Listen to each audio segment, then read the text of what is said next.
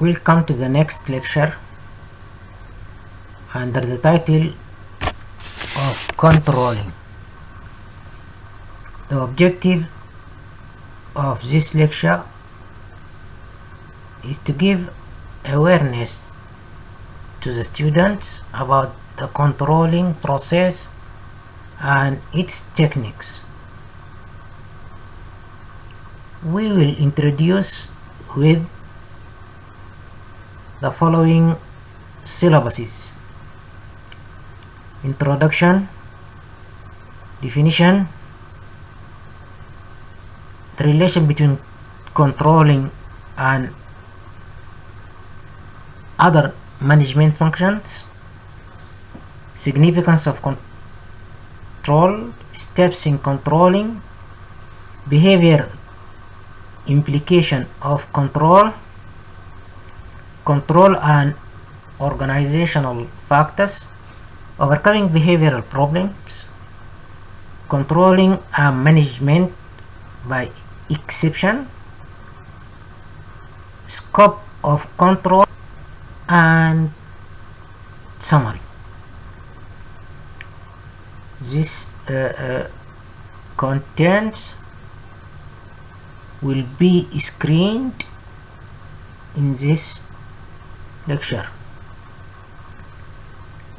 As you know, controlling is a vital management function, and it plays very significant role in the process of achieving the objectives of organization. Okay. All organizations, business or non-business, face the necessity of coping with problems of control. Like other managerial functions, the need for control arises to maximize the use of scarce resources and to achieve purposeful behavior of organization members. In planning stage, managers decide how the resources would be utilized to achieve organizational objectives. At the controlling stage, managers try to visualize whether resources are utilized in the same way as planned. Thus, control completes the whole sequence of management process. Controlling, according to Terry, is determining what is being accomplished. That is evaluating the performance and, if necessary, applying corrective measures so that the performance takes place according to plan. Control is any process that guides activity towards some predetermined goals. Thus, control can be applied in any field such as price control, distribution control, pollution control, etc. So, control as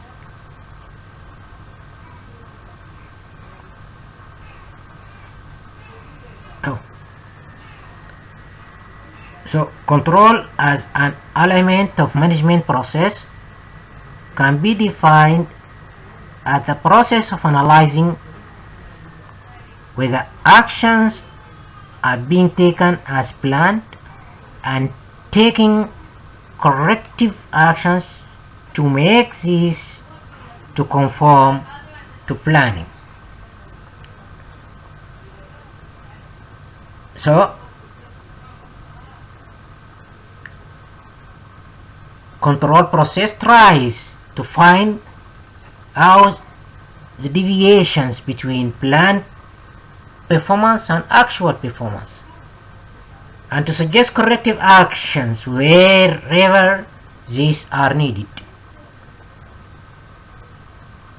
So based on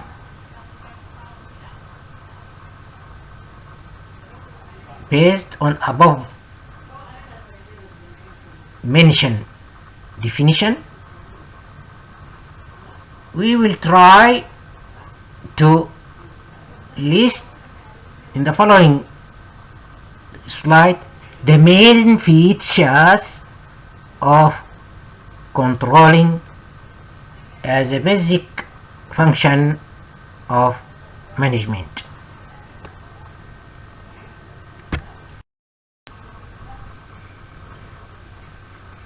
Features of controlling.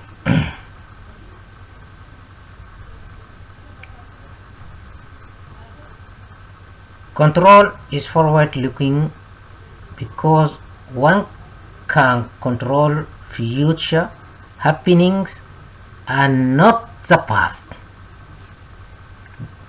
Pay attention. However, on control process, always the past performance is measured because no one can measure the outcome of a happening which has not occurred. In the light of these measurements, managers suggest corrective action for future period. Number 2.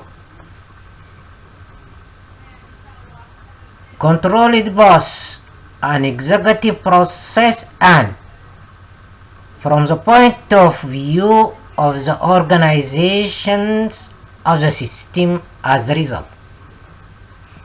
As an executive process, each manager has to perform control function in the organization. It is true that according to the level of a manager in the organization, the nature, scope, and limit of his control function may be different as compared to manager at other level.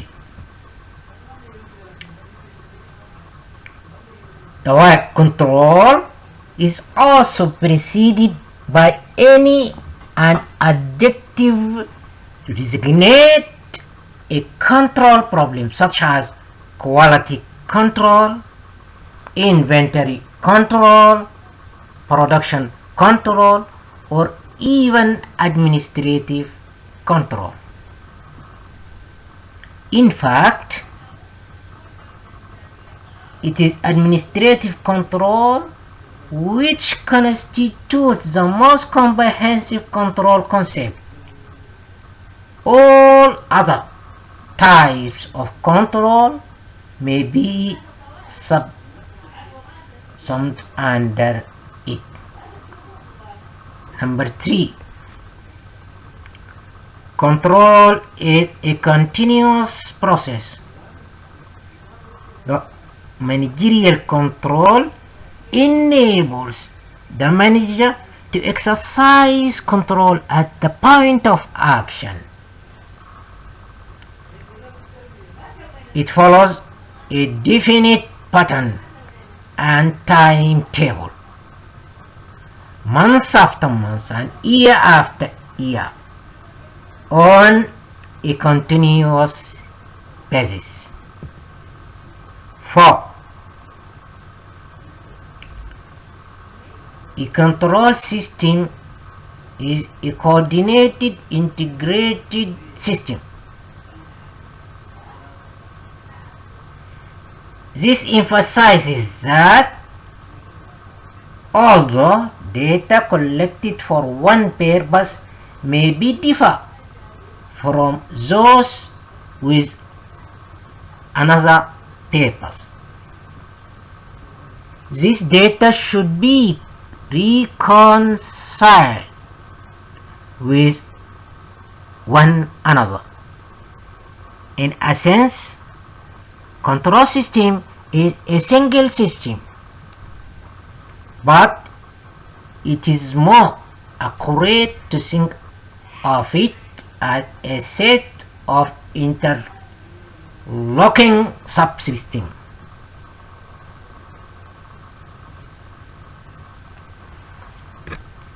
Thus, by the way, check the relation between controlling and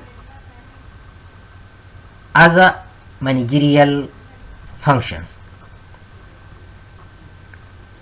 Control is closely related with other functions of management because control may be affected by other functions and may affect other functions too. Often it is said planning is the basis, action is the essence, delegation is the key, and information is the guide for control. This reflects how control is closely related with other functions of management. In fact, managing process is an integrated system, and all managerial functions are interrelated and interdependent. When control exists in the organization, people know what targets they are striving for, how they are doing in relation to the targets, and what changes are needed to keep their performance at a satisfactory level. The relationship of control with the major managerial functions can be described as follows. First, to the relation with planning. Planning is the basis for control in the sense that it provides the entire spectrum on which control function is based. In fact, these two terms are often used interchangeably in the designation of the department, which carries production planning, scheduling, and routing. It emphasizes that there is a plan which directs the behavior and activity in the organization.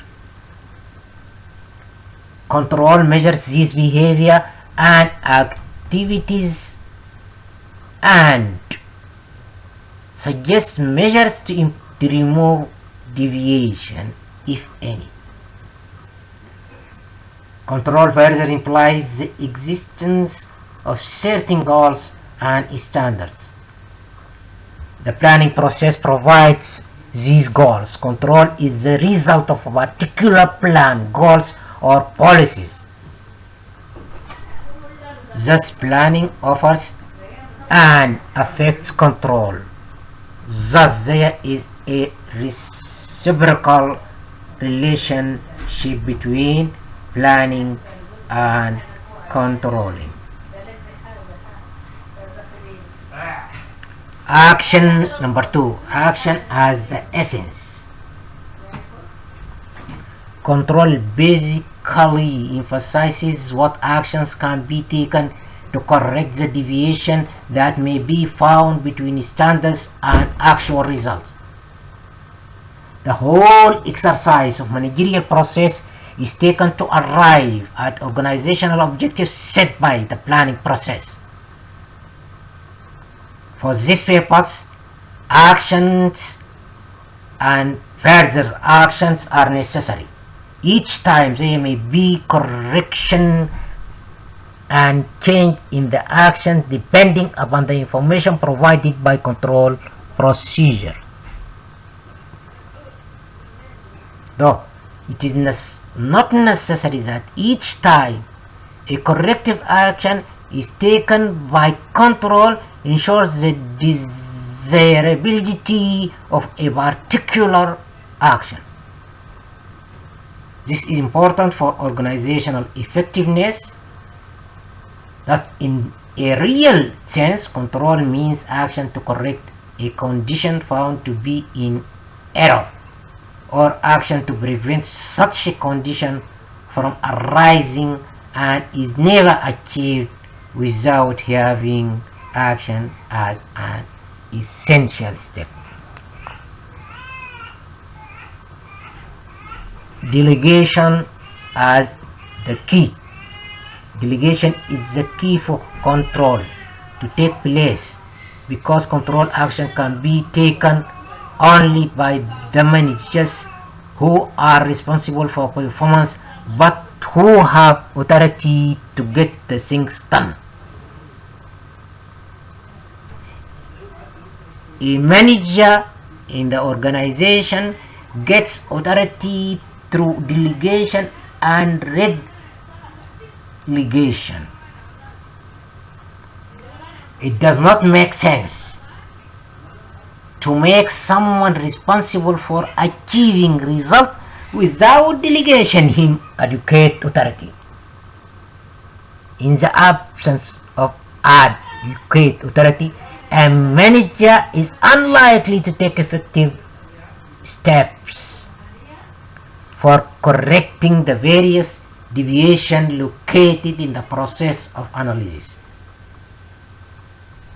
Taking of corrective action may be seen in the context of controllability of a factor affecting the deviation or non-achievement of organizational objective. Some of these factors are controllable and some are uncontrollable. A controllable factor is the one which can be controlled by an executive action, while the uncontrollable factors lie outside his jurisdiction.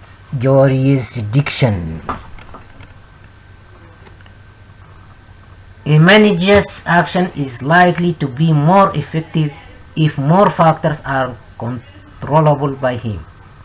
He can have better controllability if he has been authorized to take decisions on various matters concerning him and affecting his action. Time-based policy of delegation is the matching of responsibility and authorities. It suggests that a manager must have corresponding authority as compared to his responsibility. He has to control the operations which are exercised by taking action. An action may be taken with the limit of authority.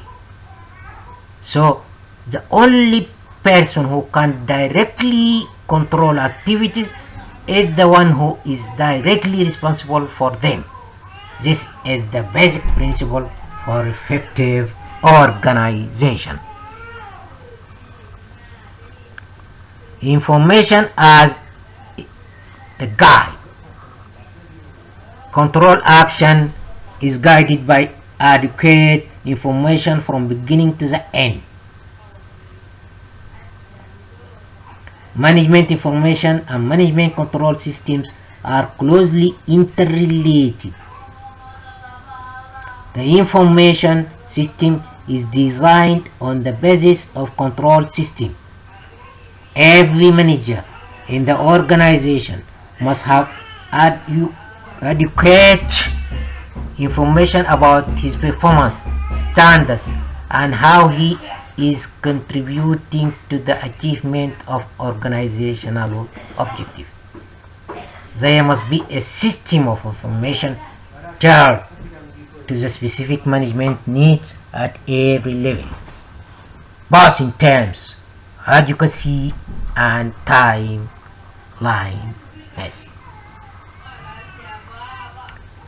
Control system ensures that every manager gets adequate information.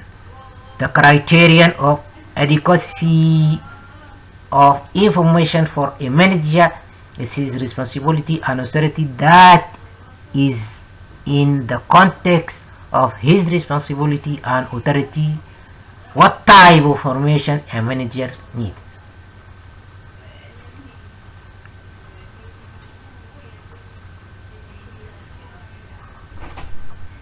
عنده يا خالته ما اتغديتوا؟ هاي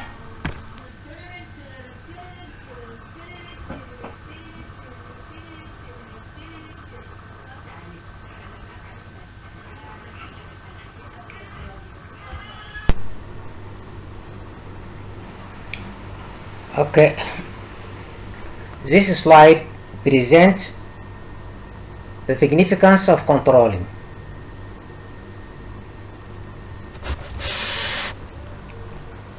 Organizations try to achieve their objectives through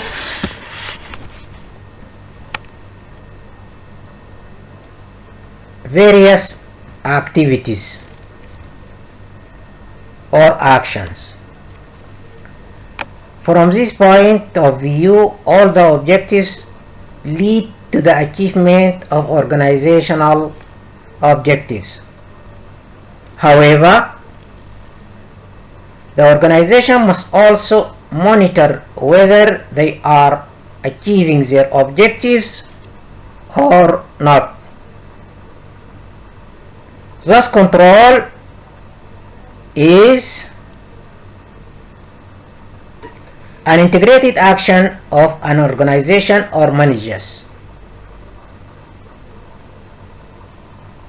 We suggest 6 points refer to the importance of controlling.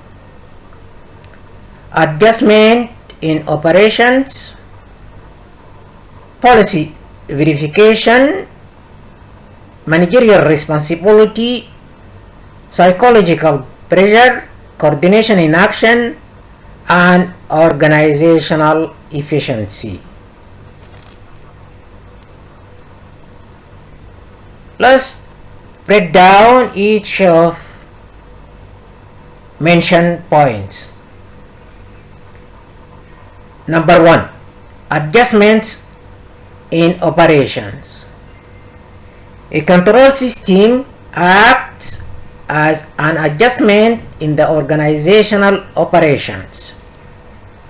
Every organization has certain objectives to achieve, which becomes the basis for the control.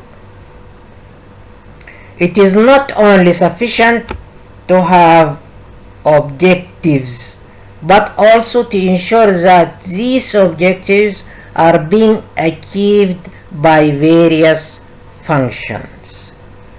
Control provides this clue by finding out whether plans are being offset and suitable progress towards objectives is being made, and acting if necessary to correct any deviation.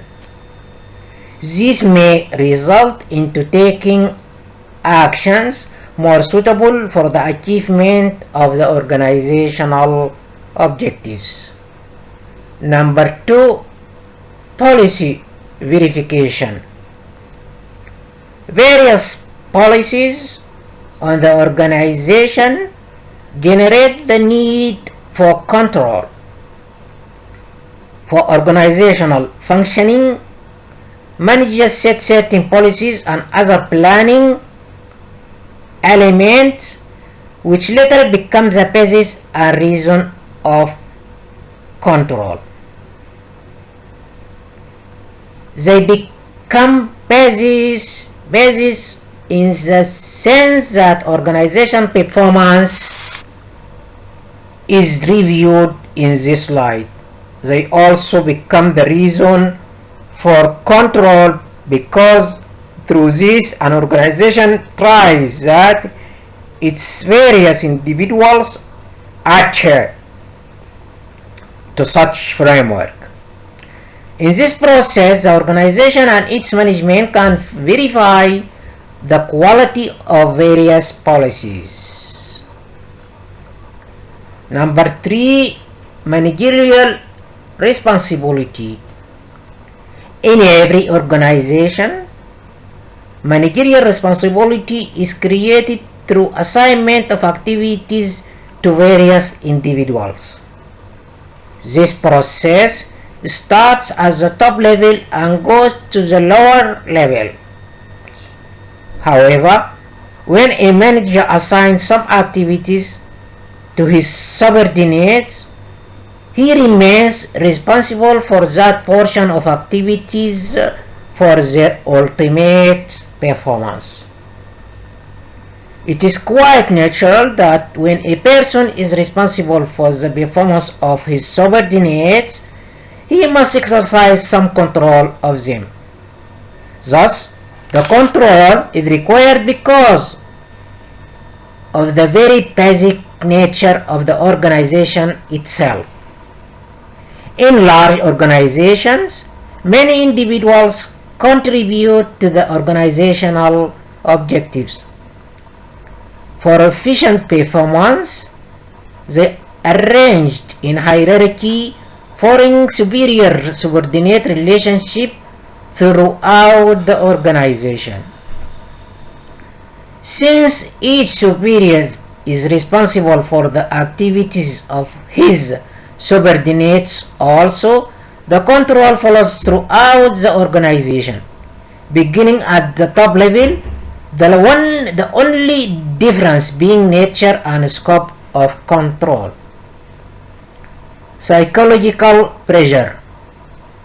Control process puts a psychological pressure on the individuals for better performance. The performance of the individuals is evaluated in the light of a target set for them. A person is likely to put better performance if he is aware that his performance will be evaluated. He may feel pressure to achieve the results according to the standards fixed for him. This is further complemented by the reward and punishment based on the performance. Since the performance measurement is one of the basic elements of the control process, it ensures that every person in the organization contributes to his maximum ability. Coordination in action. Number 5. So, coordination is the essence of management and is achieved through the proper performance of all managerial functions. Control affects this aspect significantly. Control systems are designed in such a way that they focus not only on the operating responsibility of a manager but also in his ultimate responsibility. This forces a manager to coordinate the activities of his subordinates in such a way that each of them contribute positively towards objectives of superior. Since this follows throughout the organization, coordination is achieved in the organization as a whole. Last, organizational efficiency and effectiveness. Proper control ensures organizational efficiency and effectiveness.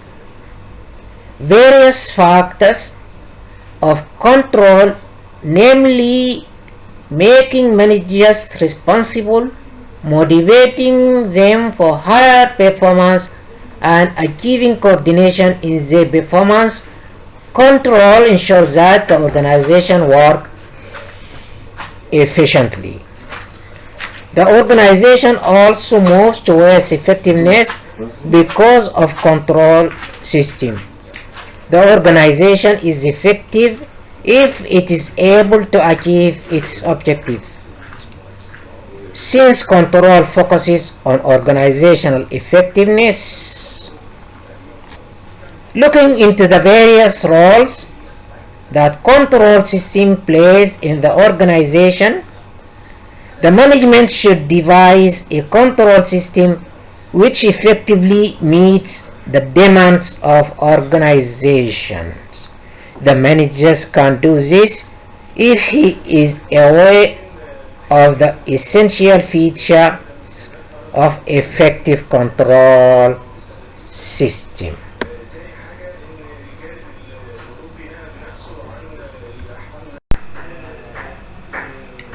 Steps in controlling.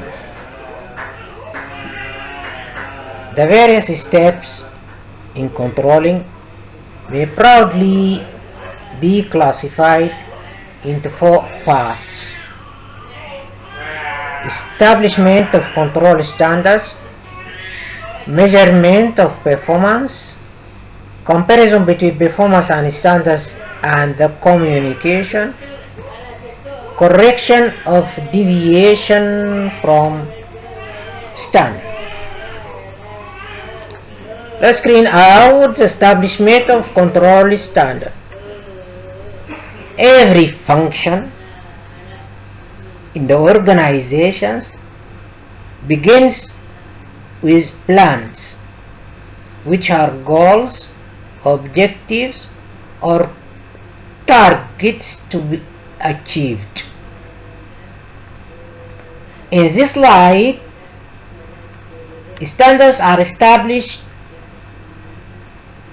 which are criteria against which actual results are measured.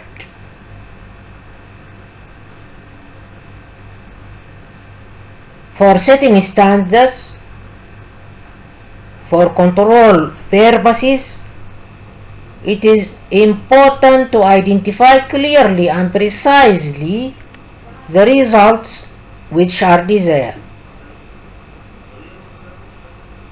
Precision in the statement of these standards is important in many areas. Great precision is possible. However, in some areas, standards are less precise. Standards may be precise if they are set in quantities physical, such as the volume of products, manual or monetary, such as costs, revenues, and investment.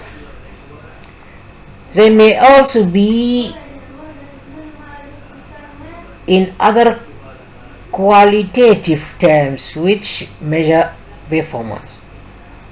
After setting the standards, it is also important to decide about the level of achievement of performance which will be regarded as good or satisfactory. There are several characteristics of a particular work that determine good performance. Important characteristics which should be considered while determining any level of performance as good for some operations are output, expense, resources. Expense refers to services or functions which may be expressed in quantity. For achieving a particular level of output,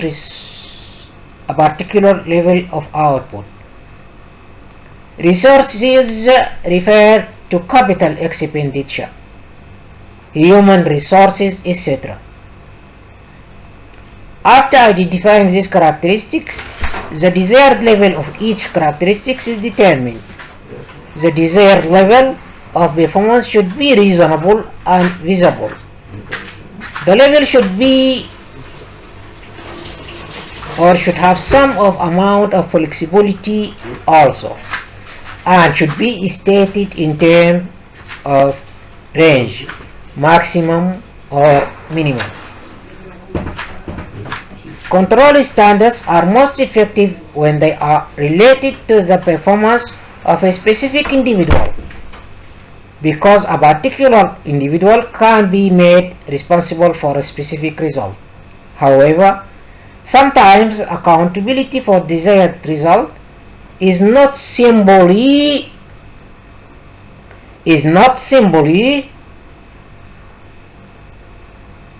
a sign. For example, the decision regarding investment in inventory is affected by purchase rate of production and sales. In such situation, where no one person is accountable for the level of inventories, standards may be set for each step that is being performed by man.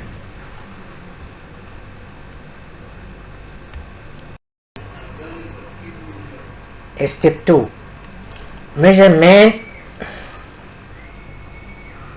of performance. The step involves measuring the performance in respect of a work in terms of control standard.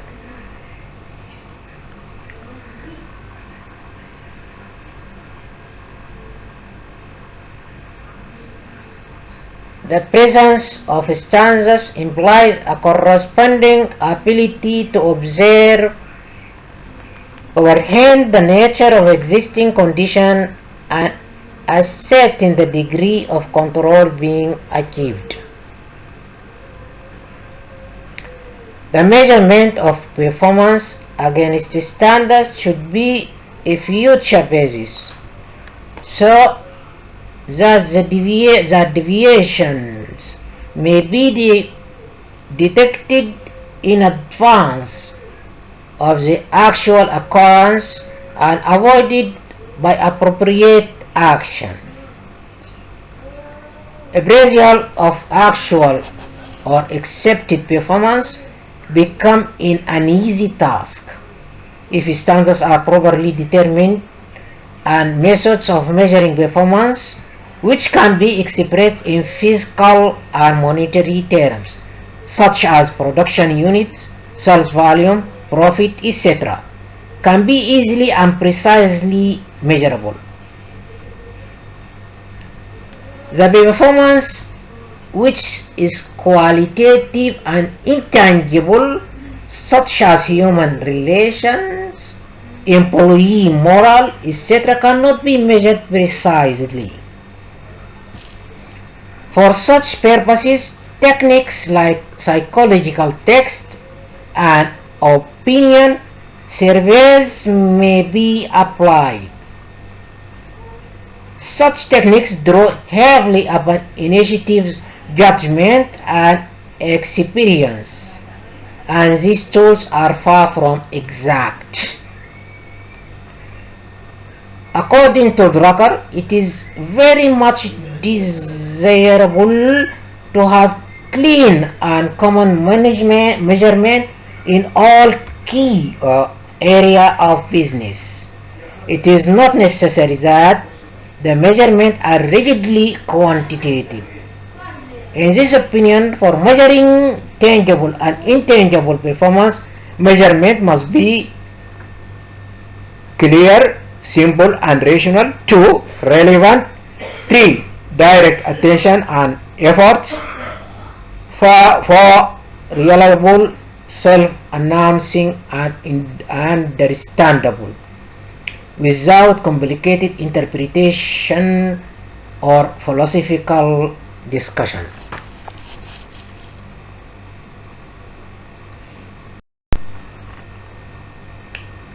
Number 3. Comparing actual and standard performance. The third major step in control process is the comparison of actual and standard performance. It involves 2 steps: finding out the extent of deviation and identifying the causes of such deviation. When adequate standards are developed and actual performance is measured correctly, any variation will be clearly revealed. Management may have information relating to our performance, data, charts, graphs, and written reports. beside personal observation to keep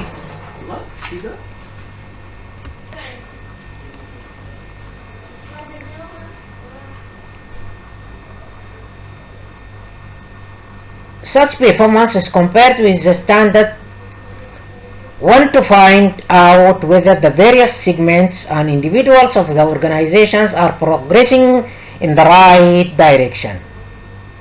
When the standards are achieved, no further managerial action is necessary and control process is completed.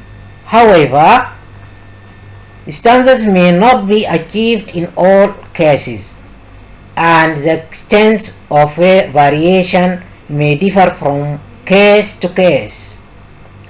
Naturally, management is required to determine whether strict compliance with standards is required or there could be a permissible limit of variation. In fact, there cannot be any uniform practice for determining such variation. Such variation depends upon the type of activity. For example, a very minute variation in engineering products may be significant than a wide variation in other activities. When the deviation between standard and actual performance is beyond the prescribed limit, an analysis is made of the causes of such deviation. For controlling and planning purposes, assessing the causes of variation along with the computation of variation is important because such analysis helps management in taking a proper control action. The analysis will pinpoint the causes which are controllable by the person responsible. In such a case, person concerned will take necessary corrective action. However, if the variation is caused by uncontrollable factors, the person concerned cannot be held responsible and he can take any action. Measurement of performance, analysis of deviation and their causes may be of no use unless these are communicated to the person who can take corrective action. Such communication is presented generally in the form of a report showing performance standard, actual standard, deviation between those two, tolerance limits and causes for deviation. As soon as possible, reports containing control information should be sent to the person whose performance is being measured and controlled. The underlying philosophy is that the person who is responsible for a job can have a better influence on final result by his own action. A summary of the control report should be given to superior concerned because the person on the job may easier need help of his superior in improving the performance or may need warning for his failure. In addition, other people who may be interested in the control are executives engaged in formulating new plans, staff personnel who are expected to be familiar with the control information for giving any advice about the activities under control when approached.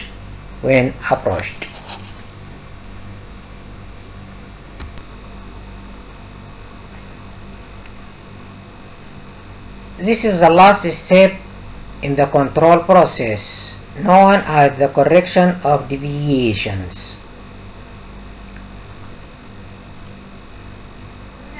This step requires that action should be taken to maintain the desired degree of control in the system of operation. An organization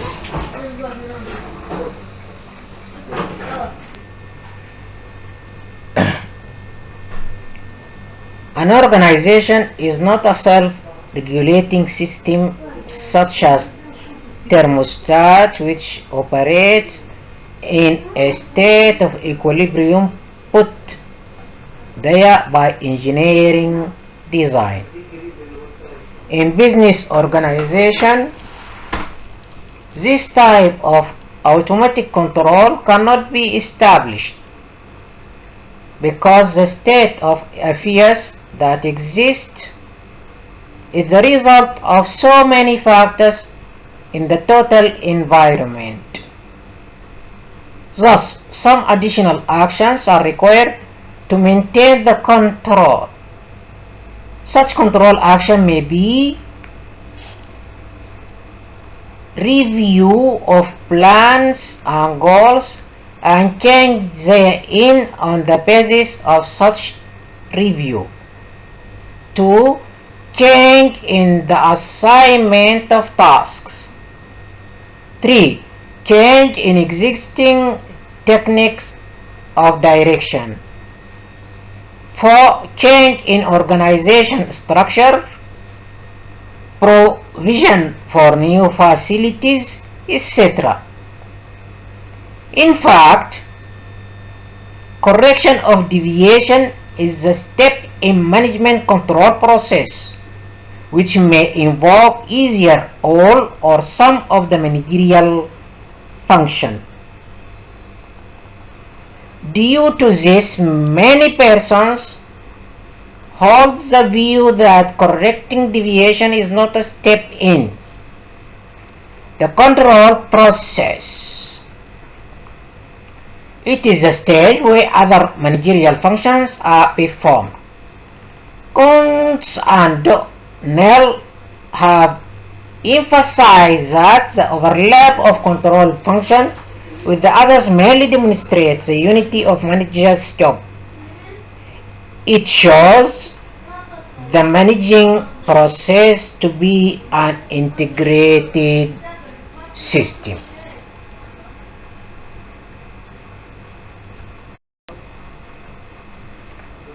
Effective control system. Control is necessary in every organization to ensure that everything is going properly.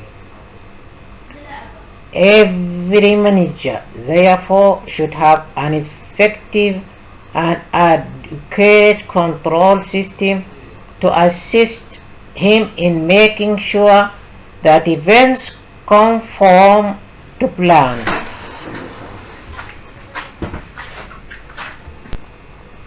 However, control does not work automatically, but it requires certain design. While the basic principles involved in designing a control system in an organization may be universal, the actual system in an organization requires some specific design. In their tailoring of control systems, there are certain requirements which should be kept in mind.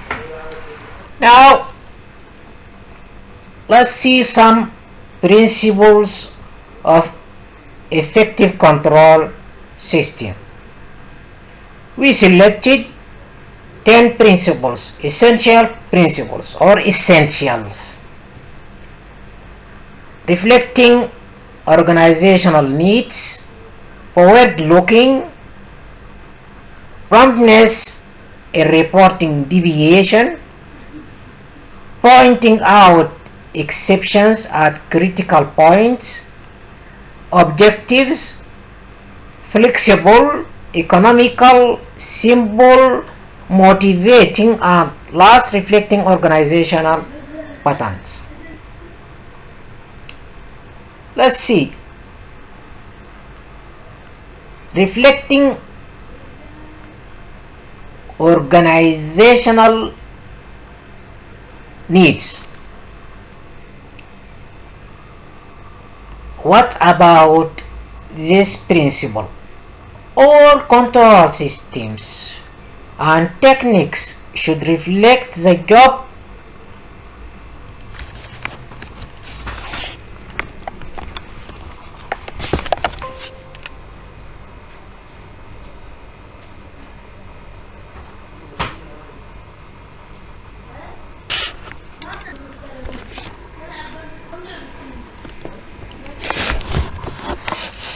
should reflect the job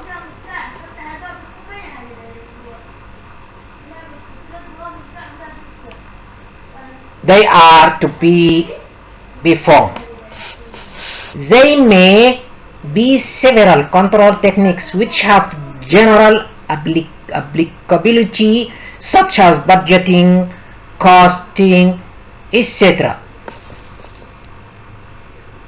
It should not be assumed that this might be utilized in all situations. The manager should choose an appropriate tool for control, which helps him in controlling action according to plans. Number 2, forward looking. Control should be forward looking. So many of the controls are instantaneous.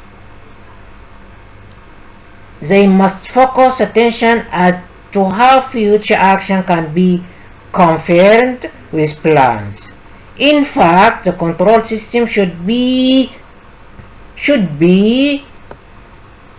such that it provides aid in planning process. This is done in two ways. It draws situations where new planning is needed, and it provides some of the data upon which plans can be based. Number 3, promptness in reporting deviation. The success of thermostat lies in the fact that its point is deviation promptly and takes corrective actions immediately. Similarly, an ideal control system detects deviations promptly and informs the manager consent to take timely action. This is done through designing good appraisal and information system. Pointing out exceptions at critical points. Control should point exception at critical points and suggest whether action is to be taken for deviation or not. Some deviation in the organization have an impact, while others, though very little in quantity, may have great significance. Thus, control system should provide information for critical point control and control on exceptions. This critical point control stresses that effective control requires attention to those factors critical to appraising performance against an individual plan. The control and exception requires the manager should take corrective action when there is exceptional deviation. The more a manager concentrates his control effort on exception, the more efficient will be the results of his control. Objectives. The control should be objective, definite, and determinable in a clear and positive way. The standards of measurement should be quantified as far as possible. If they are not quantifiable, such as training, effectiveness, etc., they must be determinable and verifiable. If the performance standard and measurement is not easily determinable, many subjective elements enter into the process, which catch the controller and control on wrong tuning. Flexible. Control system should be flexible so that it remains workable in the case of change plans, unforeseen circumstances, or outright failures. As Titus has remarked, a control system should report such failures and should contain sufficient element of flexibility to maintain managerial control of operation despite such failures. Having alternative plans for various probable situations can provide much flexibility in control. In fact, flexible control is normally achieved through flexible plans. Economical control should be economical and must be worth its costs. Economy is relative since the benefits vary with the importance of the activity, the size of the operation, the expense that might be incurred in the absence of control, and the contribution the control system can make. The economy of a control system will depend a great deal on the manager selecting for control only critical factors in area important to him. If tailored to the job and the size of the enterprise, control will be economical. A large-sized organization can afford highly complicated techniques, sophisticated tools of control, and more elaborate system of control. But a small-sized organization cannot afford this because of the cost factor. Symbol: control system must be simple and understandable so that all managers can use it effectively. Control techniques which are complicated, such as complex mathematical formulae, charts, graphs, advanced statistical methods, and other techniques, fail to communicate the meaning of their control data to the managers who use them. Effective control requires consistency with the position, operation responsibility, ability to understand and needs of individual concern. Motivating control system should motivate both controller and controlled. While the planning and control are necessary for economical operation, research in human relations shows that planning and control are more often than not antagonists to good human relations. Sometimes they may even tend to deprive the people in the organizations one of man's basic needs, a sense of powerful and worthwhile accomplishment. The design of control system should be motivating people by fulfilling their needs.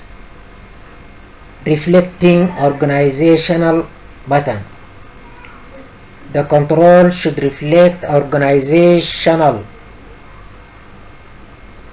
patterns by focusing attention on positions in organization structure through which deviations are corrected. Organization structure, a principal vehicle for coordinating the work of people, is also a major means of maintaining control. Thus, in every area of control, it is not enough to know that things are going wrong unless it is known where in the organization structure the deviations are occurring. This enables managers to fix up the responsibility and to take corrective. Okay, behavioral implication of controlling.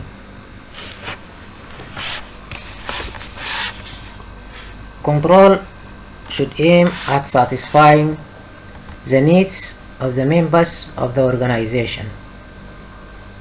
They often take it otherwise. This may be easier because of the adverse real impact of control on them or because of misperception of the impact of control. Thus, while designing the control system, it must be kept in mind that almost everybody in the organization not only resents the idea of being controlled, but also objects to being evaluated. It means the results of the control may not seem as anticipated by those who are exercising control. The major behavior problem of control can be analyzed by taking the nature of control, perception of those who are being controlled, and action taken by them. Let's see some implications. Nature of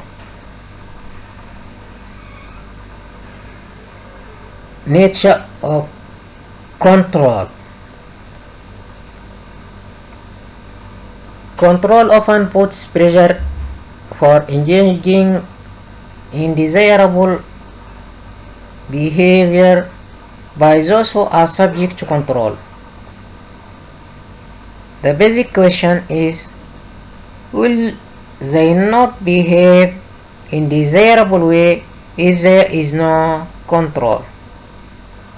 The opinions may differ on this question.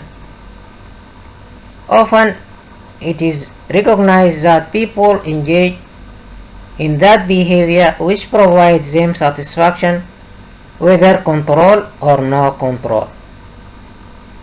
It means if the organizational process or processes are in tune with the needs of the organizational participants, they can perform well in the absence of control and not in the presence of control.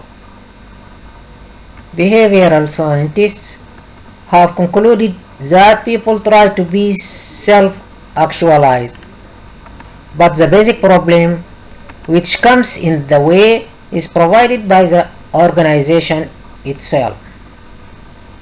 They are inherently self-motivated. For example, McGregor believes that more people have according to the assumption of theory Y as compared to theory X. In such a case, if their behavior is controlled, it may be counterproductive for the organization. The result may be against the organizational interest. So, the basic nature of control itself against the very basic nature of the people. However, this is not true in all the cases. Many people may still behave according to the assumption of theory X, and they need rigid control. In fact, the best control system may be one which focuses attention on the individual needs also, as discussed earlier.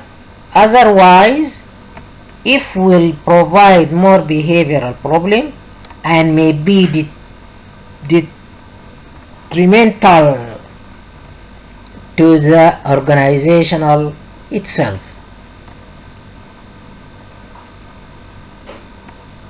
Action of participants.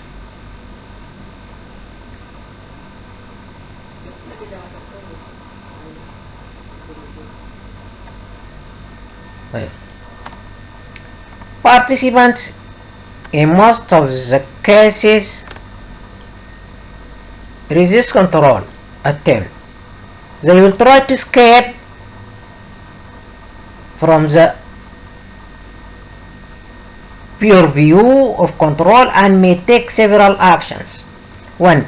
They may try bring behavior which is satisfying to them but not necessarily satisfying to the organization. They may engage in a behavior which may appear to be in conformity with the organizational requirements, but actually it is not. 3. If these are not possible, they may try to engage in behavior as required by the organization. In the first case, people may try to overcome the pressure from control through fanning group. People can stand only to a certain amount of pressure. After this point is passed, it becomes, intolerable to them, and they will try to find out the alternatives. One of the alternatives is the formation of group if the people cannot reduce the pressure individually. Group helps them to absorb much of the pressure and thus release the individual personality. It gets rid of the tension generated by the control, and people feel more secure by belonging to a group which can counteract the pressure. Now the question is, does the group disappear if the control pressure is off? The answer is generally in negative, because by time control pressure is off, people have socialized and identified with a particular group, and the group has become attractive to them in more than one respect. They are likely to continue to be the members of the group even after the control pressure is off.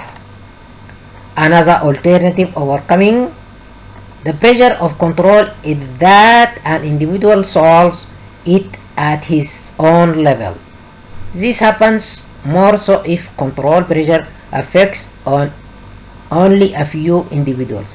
In such cases, the individuals may engage in a behavior which on the surface seems to satisfy organizational needs, but actually it is not so. In such cases, they will try to camouflage the information meant for control, like providing wrong information or coming in time at the workplace, but not quite engaging in meaningful behavior or looking busy but without doing anything.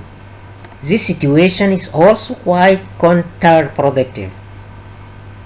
If the individuals are not able to go for any of these alternatives, they will fall in line with organizational control attempt. This situation may, however, not be taken as an ideal because it may be counterproductive in the long run. People may develop alienation to the work and to the organization, which may have adverse effect on their efficiency.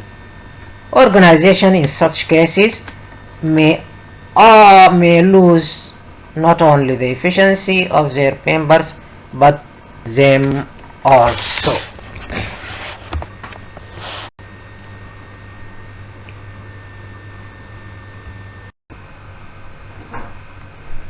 Okay, let's see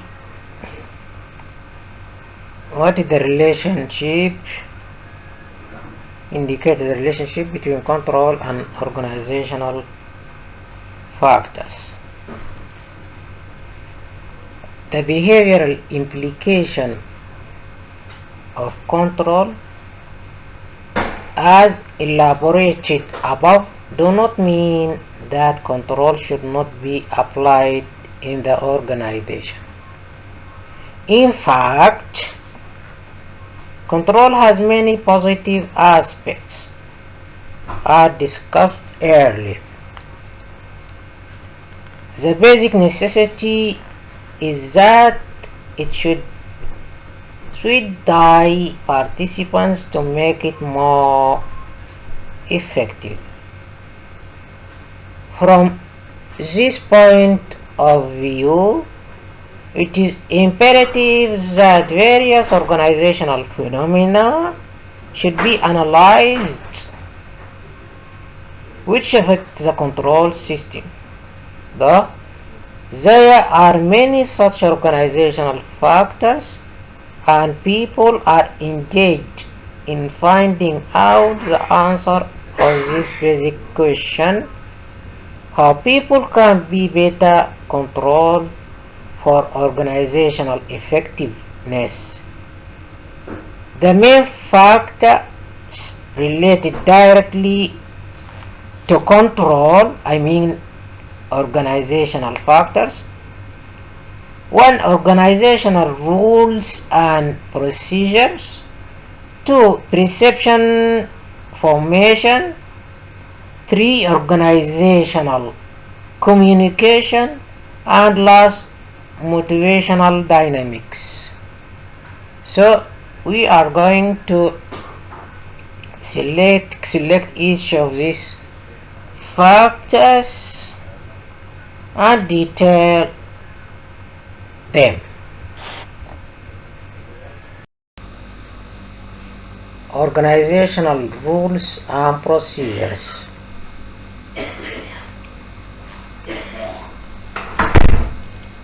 Most of the organizations prescribe some standing measures for providing guidelines for people's action in the organization in the form of policies, rules, and procedures. While these elements provide guidelines to them, they particularly rules and procedures prescribe rigidity in action. Thus, they leave very little scope for freedom in action. These rules and procedures also take away initiative and generate alienation. Many times, they may not be able to isolate or sense the factors which have caused a particular situation. Thus, there may be tendency to put the blame on those who are not really responsible for a situation. Besides, the rules and procedures create more delay in action and consequently the result. Such a phenomenon is more frustrating to the individuals in the organization. Number 2, perception formation. The people perceptions is affected by a number of factors, as discussed earlier. In organizational situation, it is affected by the action of management and the type of relationship between management and employees.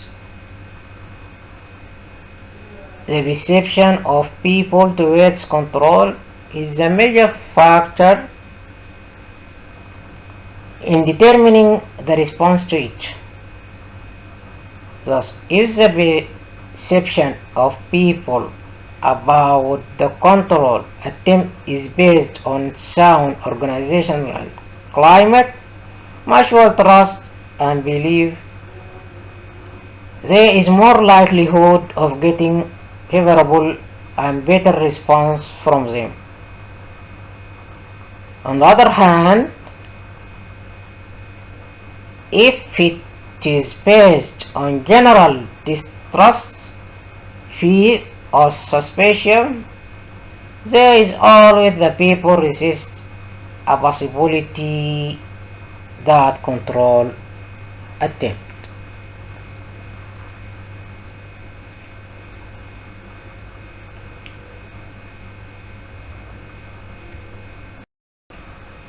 Organizational communication.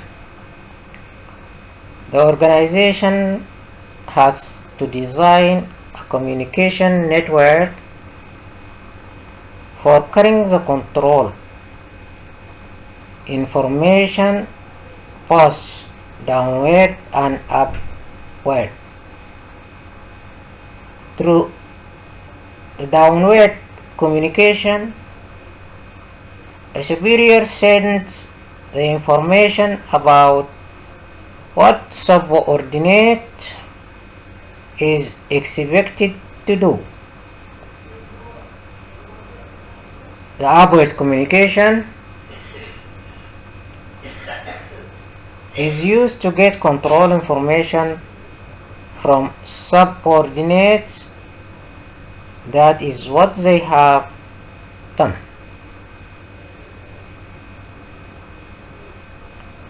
Besides this, canals also serve other purposes. The organization depends to a large extent for exercising control through communication. If the communication system is not quite effective, it will affect the control system also. To that extent, in communicating what is expected from a subordinate and also how he is performing. Often, communication blockade is a major source of confusion and frustration in the minds of the people, and they resist control. Motivational dynamic. The control is affected by motivational dynamics of people and how the organization is going to satisfy the various needs of the people. The motivational dynamics have twofold role in control. Twofold role in control. The first role, how the various attempts at control are in time with the needs of the people. Ideally speaking, a control system should focus adequately on the needs of the participants and must suit them. It means the control system should be tailor-made and not universal because people differ. Thus, all people cannot be satisfied by the same system. Second, the organization itself provides motivation or demotivation to the people to work. Human beings, being gregarious, seek to remain in the organization. Many of his needs can be satisfied by the phenomenon. However, since organization as a collectively of people has certain norms of behavior, it becomes demotivation for the people if it's not in accordance with the people. Thus, organizational phenomenon of how people are motivated is a crucial factor in control of behavior of people and the organization. The various factors discussed above suggest that they actually decide the behavior implication of control rather than individual factors alone. Thus, real implications may be understood in terms of interaction of individual and organizational factors. While many of the individual factors may be analyzed on the lines suggested earlier in the previous part of this text, the organizational factor may be analyzed throughout the remaining portion of this part.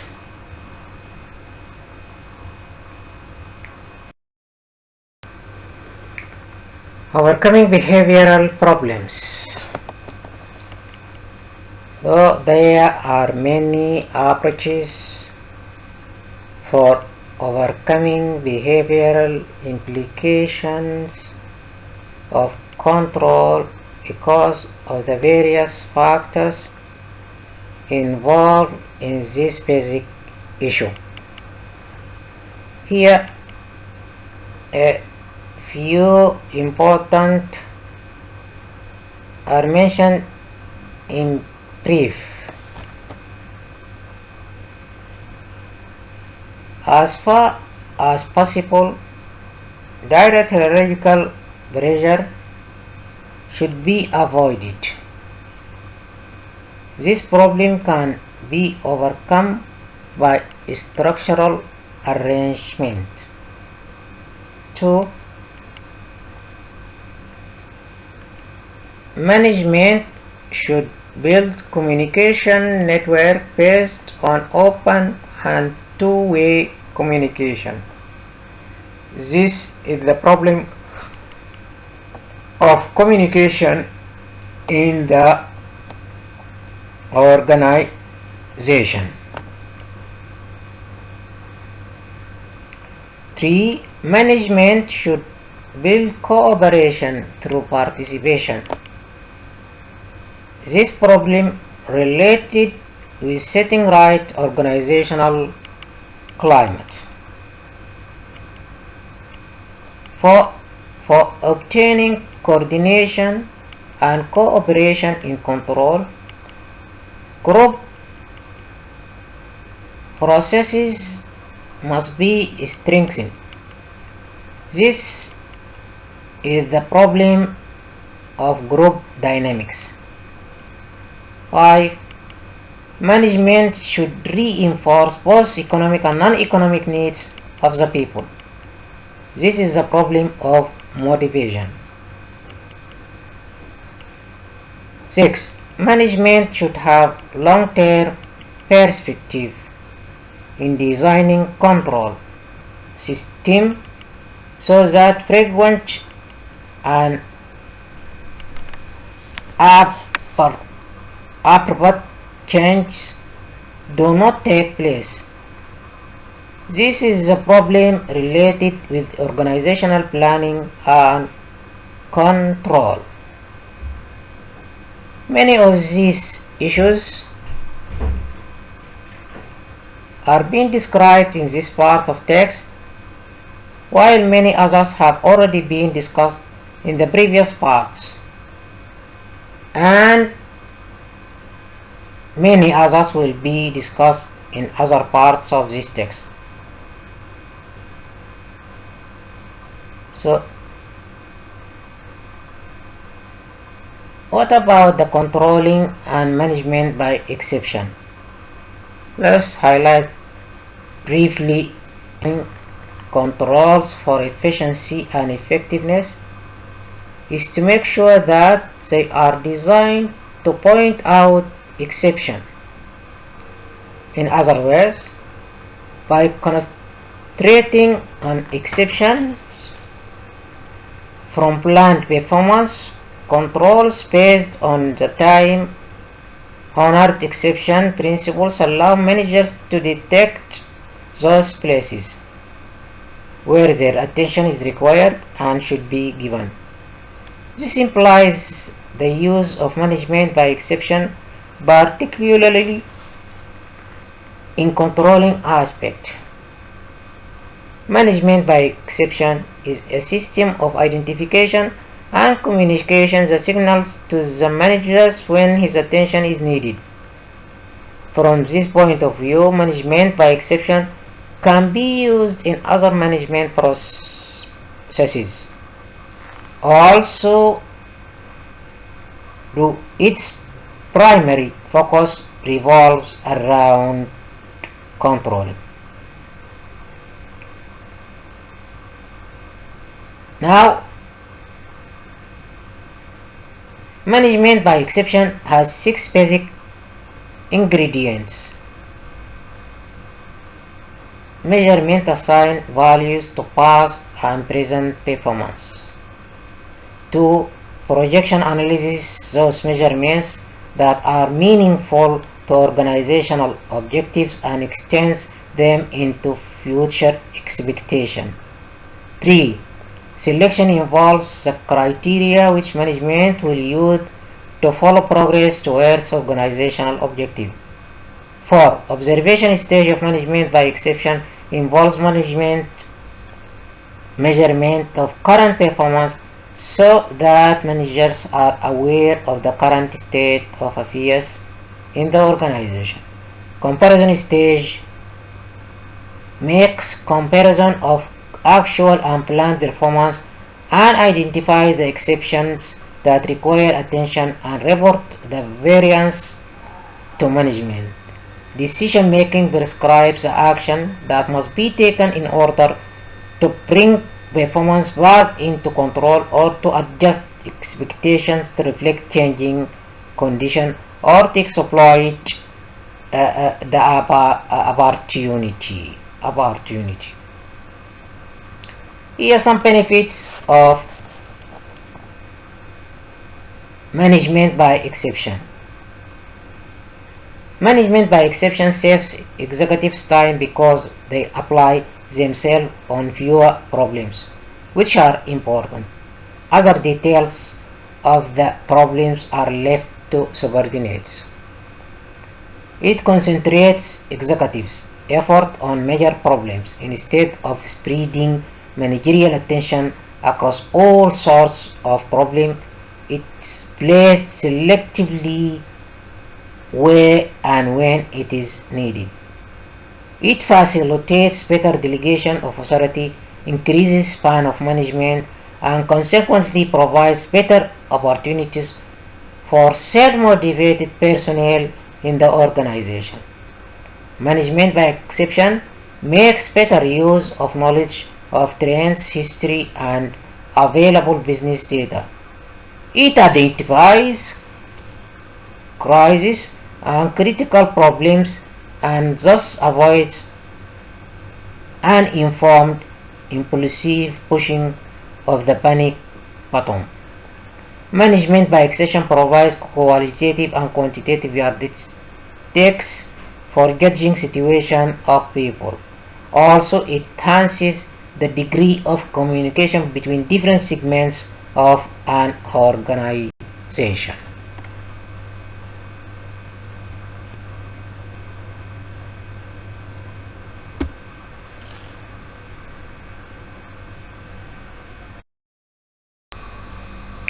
Scope of control.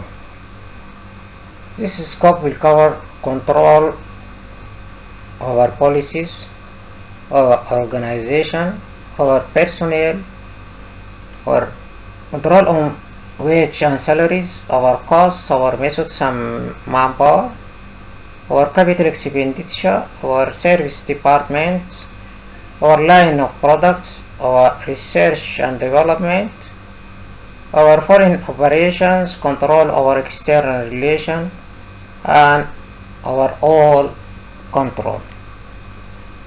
Okay.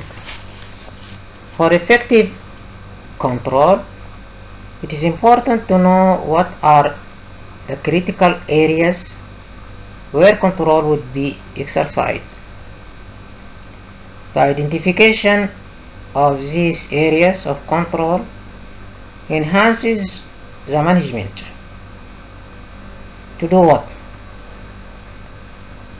To delegate authority and fixing up of responsibility.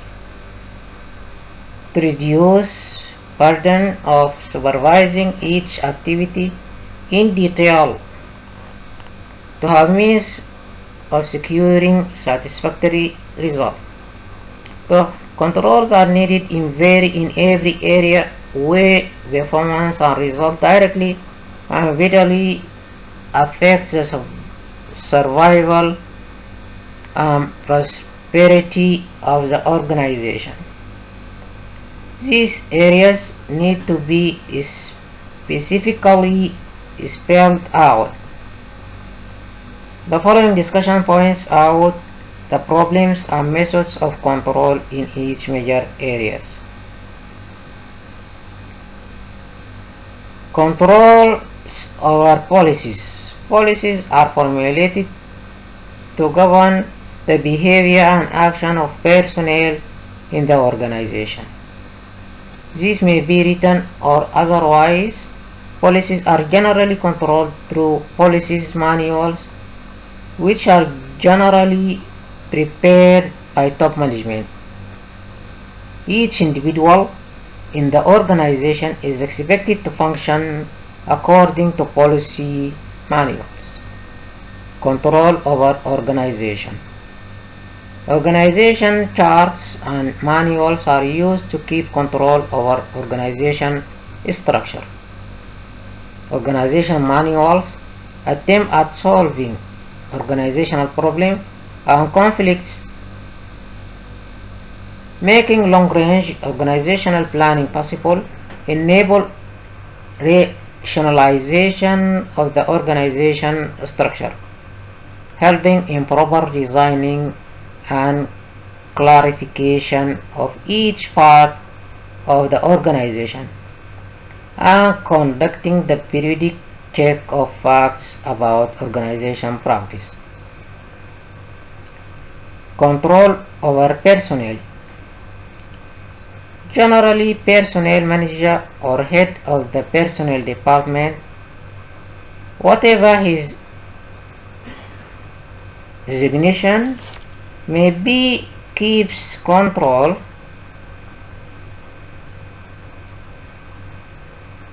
over personnel and organization. Sometimes a personnel committee is constituted to act as all instruments of control over key personnel. Control on wage and salaries.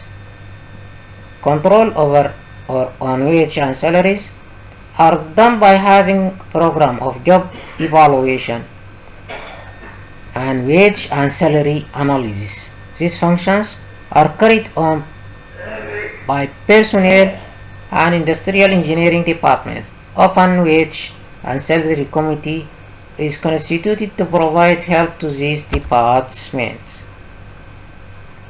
Control over cost. Control over cost exercised through making comparison between standard costs and actual costs. Standard costs are set in respect of different elements of cost. Cost control is also supplemented by budgetary control system, which includes different types of budgets. Controller's department provides information for setting standard cost, calculating actual cost, and pointing out differences between these two. Control over methods and manpower. Control over methods and manpower is key to ensure that each individual is working properly and timely. For this purpose, periodic analysis of activities of each department is conducted. The functions performed, methods adopted, and time consumed by every individual is studied to eliminate non-essential function, methods, and time. Many organizations create separate departments or sections known as organization and methods to keep control over methods. Control over capital expenditure. Control over capital expenditure is exercised through the system of evaluation of projects, ranking of projects on the basis of their importance, generally on the basis of their earning capacity. A capital budget is prepared for the business as a whole. The budget committee or appropriation committee views the budget.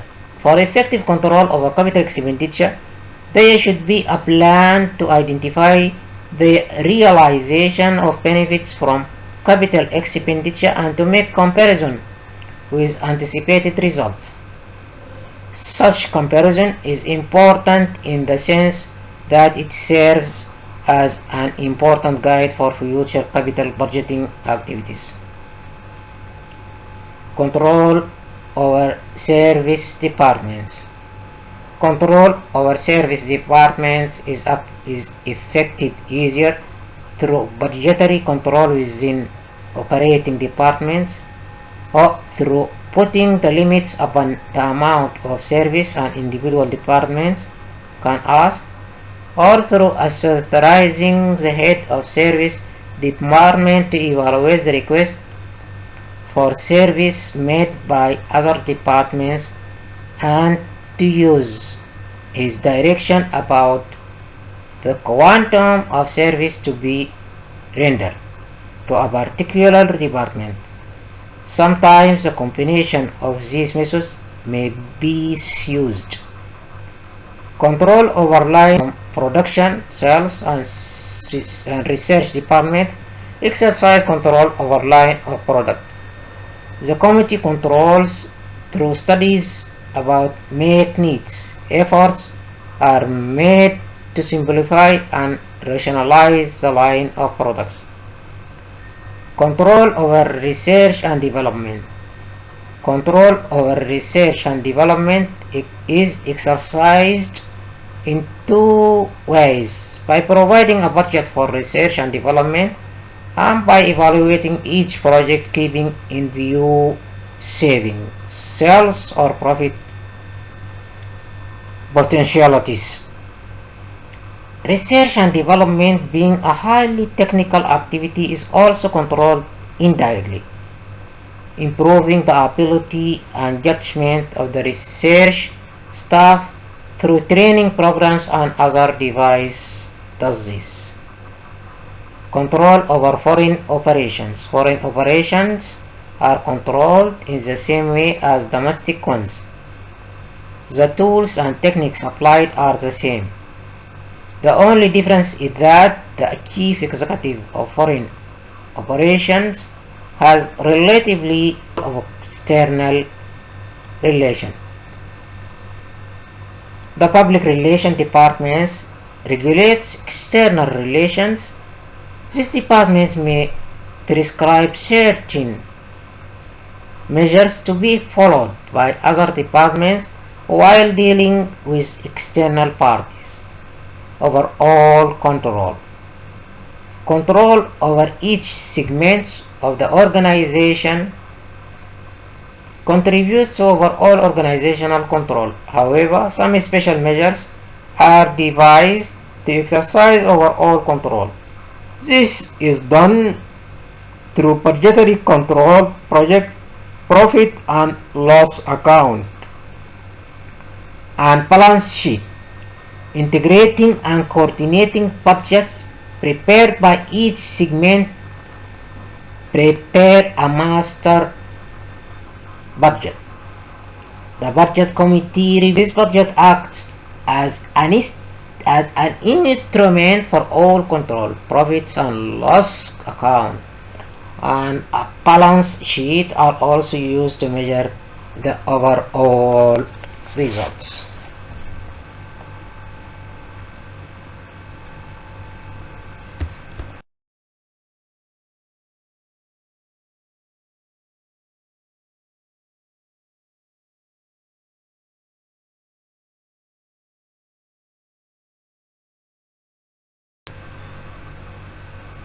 As recap or summary, control is any process that guides activity toward some predetermined goals and backward looking approach. So control can be applied in any field, such as price control, distribution control, pollution control, etc. It tries to find out deviation between planned performance and actual performance, and to suggest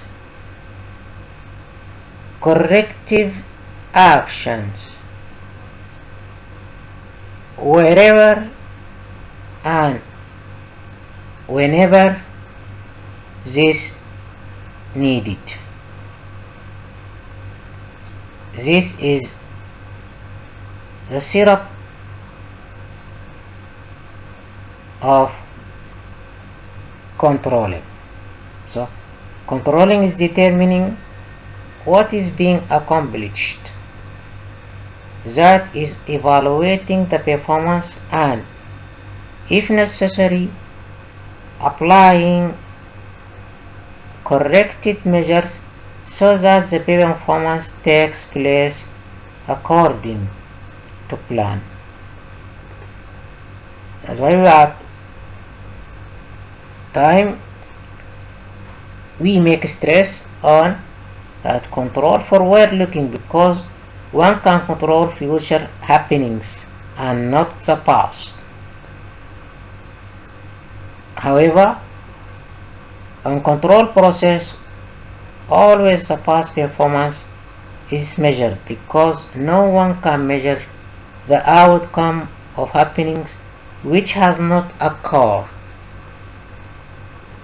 In the light of this statement, managers suggest corrective action for the future. So the control process tries to find out the deviation between planned performance and actual performance. This is stated by Cherry, the managerial thinker. Control also is a continuous process according to the previous definitions. Control is both an executive process and, from the point of the view of the organization of system as a result. A control system is a coordinated, integrated system. So